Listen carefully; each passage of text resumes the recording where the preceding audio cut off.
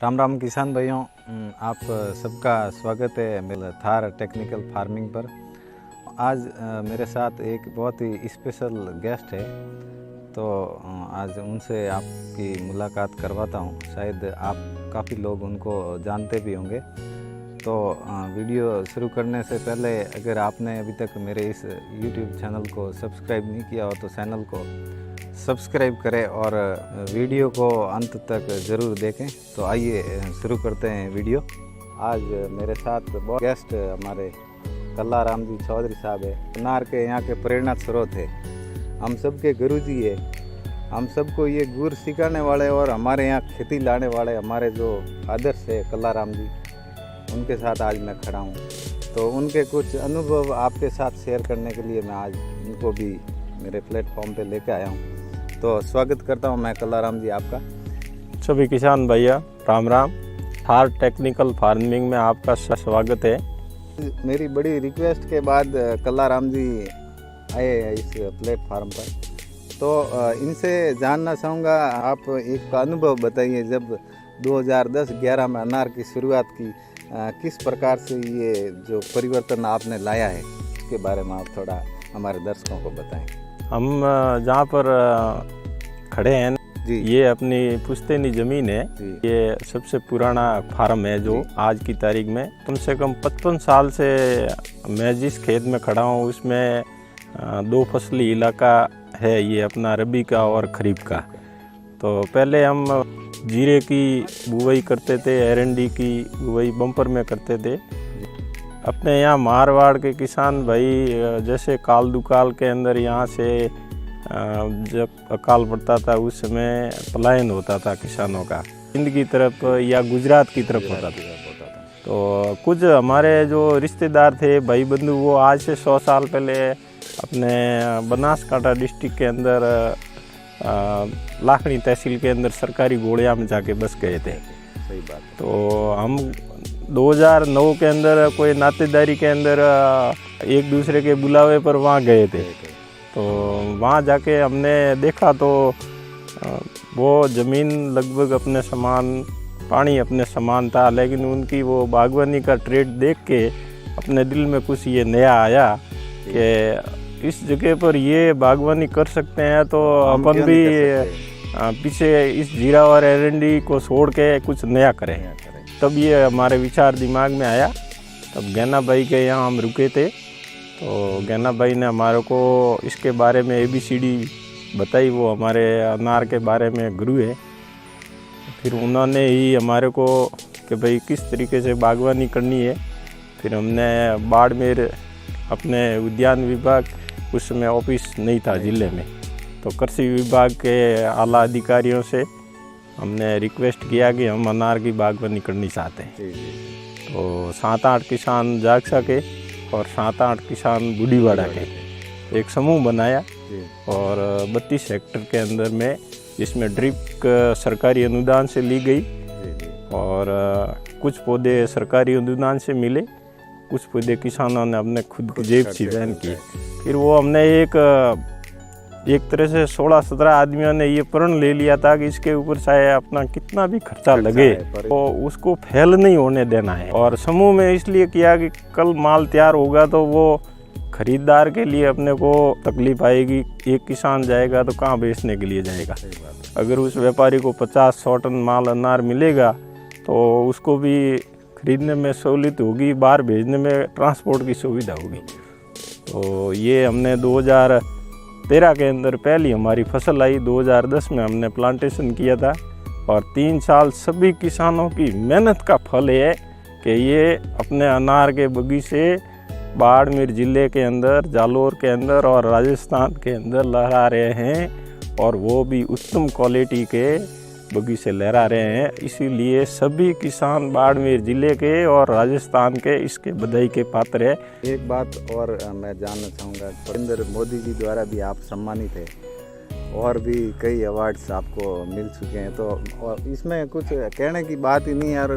सब लोग जानते हैं, जो इस खेती से जुड़ा हुआ है वो शायद ही राजस्थान का कोई ऐसा किसान नहीं होगा जो आपको नहीं जानता है।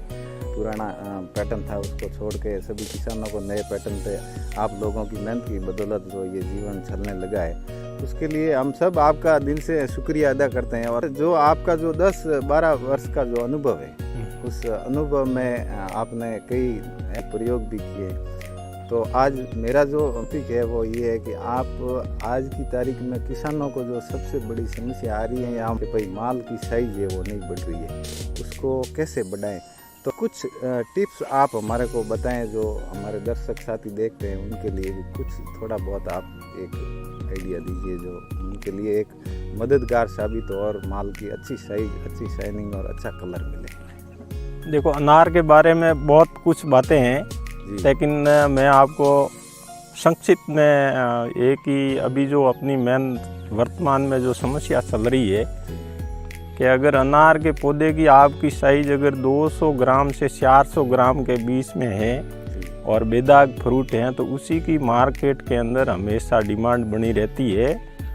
और वो क्वालिटी अपने को तैयार करने के लिए, जैसे भी ये अनार के जितने भी फ्रूट हैं जी, तो ये कभी कभी तो अपने को लगता है कि भाई मेरे अनार के ऊपर फ्रूट कम है, लेकिन ज़्यादा अगर क्वांटिटी के अंदर ये फ्रूट अपन रखेंगे तो इसकी खुराक डिवाइड हो जाती है। इसलिए अपने को जो सट्टों के ऊपर किनार के ऊपर लगे हुए होते हैं ऐसे फ्रूट, उसको हटा देने चाहिए।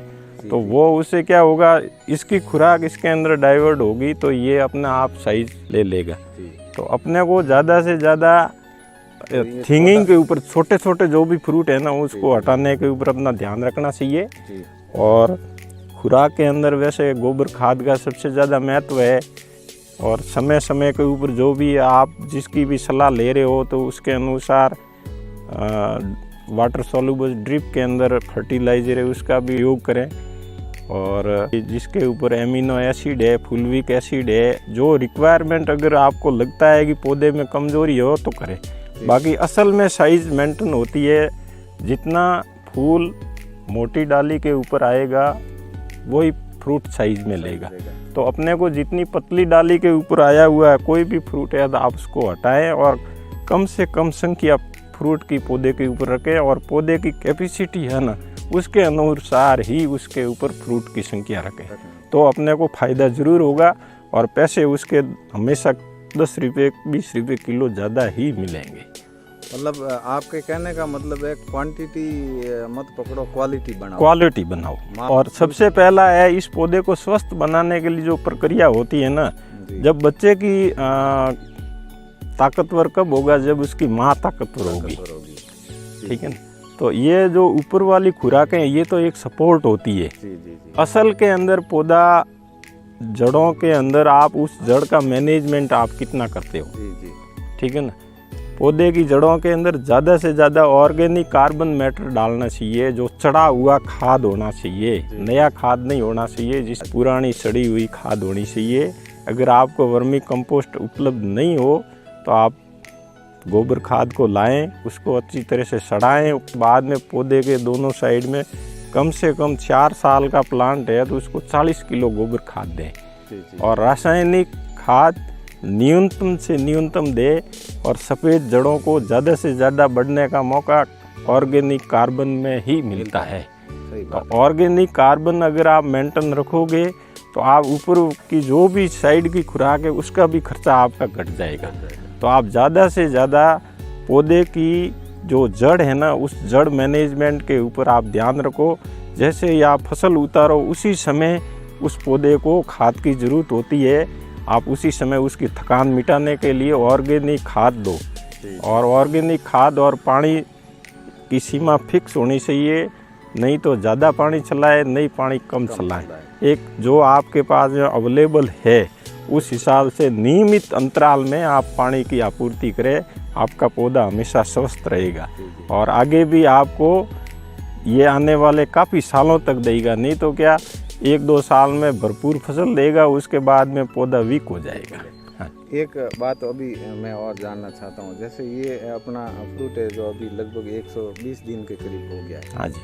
तो अभी रूट में क्या डोज दी जाए? NPK के तो 52, 34, 19, 19 या जो भी 13, 40 अभी तो अभी ये 120 दिन के लगभग आईडी में आप 13, 40, 13 जी ड्रिप के अंदर चलाएं। जी और जैसे ये फ्रूट आपका 140 दिन के ऊपर चला जाए 13-0-45 चलाएं। ठीक है। और जैसे ही आपका 170 दिन चला जाए तो आप 0-0-50 चला के उसको जल्दी से जल्दी मार्केट करनी चाहिए आपको। जी। दोस्तों कल्ला राम जी ने जो गुर बताएं माल की साइज को बढ़ाने के लिए किस प्रकार से माल को पौधे पे मेंटेन करना है, कितने फल रखने हैं और किस प्रकार से रूट का जो ट्रीटमेंट है वो करना है, तो इन सब को फॉलो करके आप अपने पौधे को स्वस्थ रख सकते हैं और फल की साइज़ है वो भी बहुत अच्छी बना सकते हैं। तो अगर हमारी वीडियो आपको पसंद आई हो तो इसको लाइक करें, शेयर करें और चैनल को सब्सक्राइब जरूर करें। बहुत बहुत धन्यवाद।